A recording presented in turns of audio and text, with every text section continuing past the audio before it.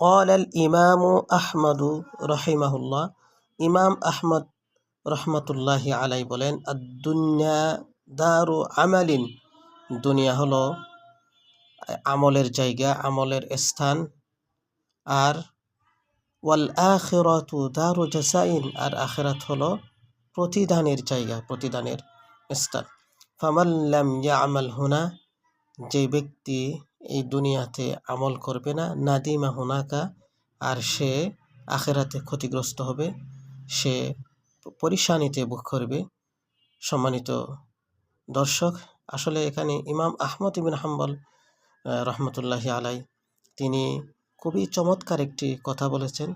আমাদের যত সময় আল্লাহ সুবহানাহু ওয়া তাআলা আমাদেরকে হায়াত দিবেন, তত সময় যাতে আমরা ভালো আমল করতে পারি, কালকে আমাদের মাঠে যাতে প্রতিদান পাইতে পারি, আল্লাহ সুবহানাহু ওয়া তাআলা আমাদেরকে সেইভাবে তৌফিক দান করুন। আসসালামু আলাইকুম।